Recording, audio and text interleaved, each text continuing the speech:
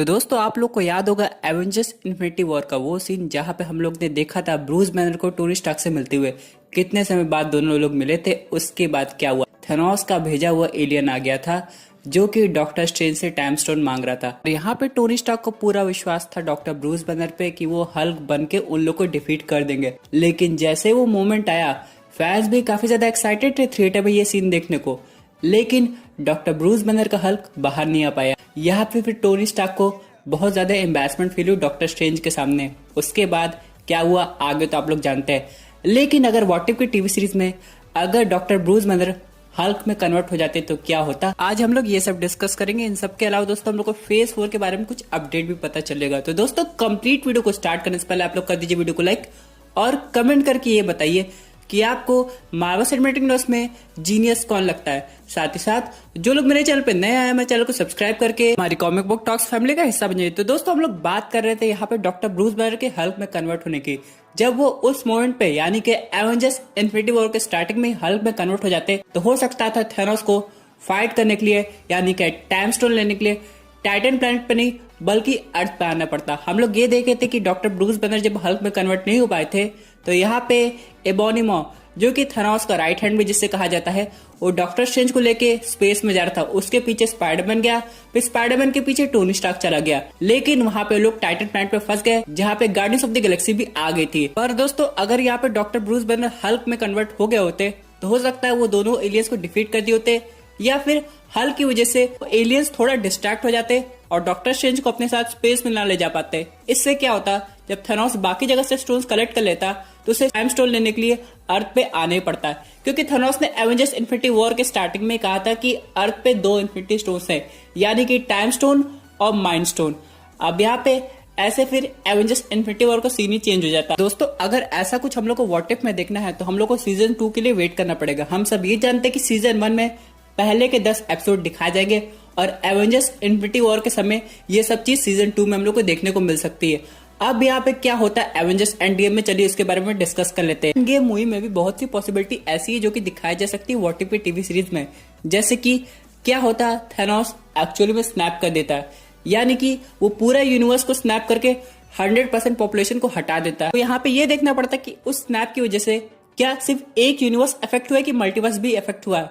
उसके अलावा एक और पॉसिबिलिटी है, अगर टोनी स्टार्क ने स्नैप किया है तो यहाँ पे क्या डॉक्टर स्ट्रेंज टाइम स्टोन का यूज करके उसको फिर से रिवाइव कर सकते थे।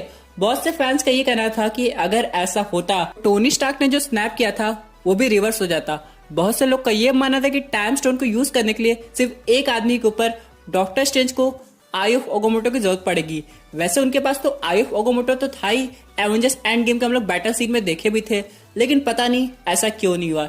इन सब के अलावा दोस्तों बहुत सी व्हाट इफ सीरीज है, अगर आपके माइंड में कोई आइडिया तो जरूर कमेंट कर दीजिएगा। और दोस्तों इसी के साथ अगर हम लोग हल्क की बात कर रहे हैं तो अगले अपडेट में चलिए बात कर लेते हैं रेड हल्क की। यहाँ पे दोस्तों हम लोग को एक सीक्रेट पता चला कि जनरल रॉस कैसे रेड हल्क बनते हैं। यहाँ पे falcon and the winter soldier TV series और ब्लैक विडो मूवी कैसे एक दूसरे से कनेक्टेड है ये भी पता चल गया है। हम लोग ने ब्लैक विडो के टीजर ट्रेलर या फिर क्या सेकंड ट्रेलर में ये देखा था कि ब्लैक विडो के पास एक सीरम था।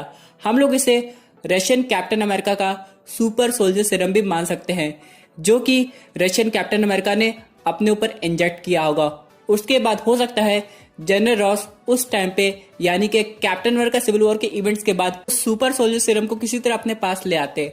अब यहाँ पे उनका प्लान क्या है, वैसे तो जब कैप्टन अमेरिका फर्स्ट एवेंजर हम लोग ने मूवी देखी थी तो उसके बाद ऐसा परफेक्ट सुपर सोल्जर सीरम कभी नहीं बना था जो कि स्टीव रॉजर्स के पास था। अब यहाँ पे पता नहीं कैसे रशियन कैप्टन अमेरिका भी एक परफेक्ट वर्जन बन गया जो कि हम लोग को ब्लैक विडो मूवी में दिखाया जाएगा। अब यहाँ पे जनरल रॉस को पूरा विश्वास हो जाता है कि अगर वो सुपर सोल्जर सीरम वो अपने सोल्जर्स पे यूज करेंगे तो उनको काफी ज्यादा अच्छे रिजल्ट देखने को मिलेंगे। और यही होता है falcon and the winter soldier की टीवी सीरीज में। यहाँ पे ये कंफर्म हो गया है कि जो कैप्टन अमेरिका दिखाया जाएगा वो फैल्कन नहीं बल्कि जॉन वॉकर का कैप्टन अमेरिका होगा और वो सीरम जनरल रॉस उस पर भी यूज कर देंगे। लेकिन दोस्तों वो सीरम को थोड़ा और लेवल पे मॉडिफाई किया गया है जिसमें टास्क मास्टर का हाथ है। आप लोग को याद होगा ब्लैक विडो के ट्रेलर में क्या दिखाया गया था कि टास्क मास्टर ब्लैक विडो को कंट्रोल कर रहा था और ये पॉसिबल हुआ सीरम की वजह से। तो ऐसा कुछ जनरल रॉस भी करेंगे। वो सुपर सोल्जर सीरम जब जॉन वॉकर के कैप्टन अमेरिका की बॉडी में जाएगा तो काफी ज्यादा स्ट्रॉन्ग तो हो जाएगा, लेकिन जो भी कंट्रोल होगा वो जनरल रॉस के पास आ जाएगा। लेकिन अगर वो super soldier serum general Ross अपने ऊपर टेस्ट करना चाहते हैं, क्योंकि वो एक तरह से सुपर हीरो बनना चाहते थे, तो वहां पे वो कंट्रोलिंग फैक्टर वहां से हटा के अपने ऊपर टेस्ट कर लेंगे और इस तरह वो रेड हल्क में कन्वर्ट हो जाएंगे। दोस्तों यहाँ पे एक बात है, सिर्फ रशियन सुपर सोल्जर यूज करने से कोई भी कैरेक्टर रेड हल्क में कन्वर्ट नहीं हो सकता। यहाँ पे एक और चीज लगेगी जो कि एक गामा रेडिएशन का ब्लड, जो कि हम लोग को मिलेगा हल्क के पास या तो शी हल्क के पास, क्योंकि हम लोग जानते हैं शी हल्क की टीवी सीरीज में ऐसा कुछ होने वाला है और यहाँ पे भी जनरल रॉस का इन्वॉल्वमेंट होगा। और यहाँ पे एक चीज और कंफर्म हुई है कि falcon and the winter soldier की टीवी सीरीज में कुछ पुराने मार्वल के कैरेक्टर भी दिखाए जाएंगे, जो कि हो सकता है हल्क की सोलो फिल्म से कनेक्टेड हो। यहाँ पे इंटरेस्टिंग होगा ये देखना कि general Ross finally red Hulk कैसे बनते हैं। यहाँ पे दोस्तों जनरल रॉस के पास एक एडवांटेज होगा जो कि हल्क के पास नहीं है, लेकिन अब प्रोफेसर हल्क के पास हो गया है। फॉर एग्जाम्पल, अगर हम लोग सिर्फ इनक्रेडिबल हल्क को कंपेयर करें रेड हल्क से, तो रेड हल्क के पास स्ट्रेंथ तो होती है, लेकिन उसको उसके माइंड का पूरा कंट्रोल भी मिल जाता है। यानी कि अगर हम लोग बात करें इनक्रेडिबल हल्क की, तो इनक्रेडिबल हल्क जब पूरा तरह गुस्से में होता है तो उसके माइंड पे उसका कोई कंट्रोल नहीं रहता, लेकिन इसी बात का फायदा जनरल रॉस का रेड हल्क आराम से उठा सकता है। यानी दोस्तों falcon and the winter soldier की टीवी सीरीज के एंड में या फिर कहे शी हल्क की टीवी सीरीज में हम लोग को रेड हल्क देखने को मिलेगा और एक फाइट भी हो जाएगी हल्क और रेड हल्क के बीच में। चलिए दोस्तों बात कर लेते हैं अपने अगले अपडेट की, जो कि रिलेटेड है शूरी से। यहाँ पे दोस्तों मार्वल सिनेमैटिक यूनिवर्स की एक बुक है जिसका नाम है वकांडा डायरीज। उसमें बहुत कुछ रिवील हुआ है। अगर हम लोग कोई एक रिवील की बात करें तो उसमें ये कहा जा रहा है कि शूरी सबसे ज्यादा जीनियस हैंक पिंग को मानती है, क्योंकि वो क्वांटम रिल्म को एक्सप्लोर किए थे और उन्होंने ही क्वांटम रिल्म को फाइंड किया था। यानी कि दोस्तों शूरी के हिसाब से उसी वजह से टाइम ट्रैवल भी पॉसिबल हुआ, क्योंकि अगर वो चीज रिवील नहीं हो पाती तो हो सकता है टाइम मशीन में नहीं बन पाती। अरे भाई, लेकिन इसमें तो टोनी स्टार्क का भी हाथ है। चलिए कोई बात नहीं, लेकिन शूरी यहाँ पे एक और प्लानिंग कर रही है, वो सुपर सोल्जर बनाने की तैयारी भी कर रही है। अभी कैसे होगा, चलिए चलते हैं आयरन मैन 3 पे। यहाँ पे दोस्तों आयरन मैन 3 में हम लोग ने एक टेक्नोलॉजी की बात की थी जिसका नाम था एक्सट्रीमिस्ट।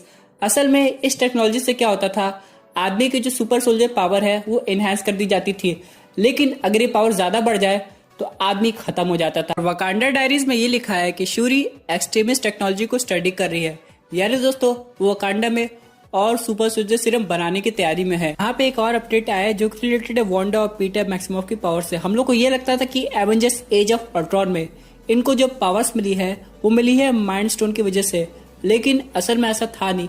इनको ये पावर्स बहुत पहले से थी, बस माइंड स्टोन ने इनकी पावर्स को एक्टिवेट कर दिया था। तो दोस्तों ये थी एक अमेजिंग अपडेट जो कि रिलेटेड थी व्हाट इफ की टीवी सीरीज से। आई होप आपको ये वीडियो पसंद आई होगी। वैसे आपकी क्या व्यूज है इस पर्टिकुलर टॉपिक पे, अपने व्यूज जरूर कमेंट कीजिएगा। और दोस्तों अगर आप ऐसे unique super hero content enjoy करना चाहते हैं तो हमारे चैनल को सब्सक्राइब करके हमारी सुपर हीरो फैमिली का हिस्सा बन जाइएगा। Thank you for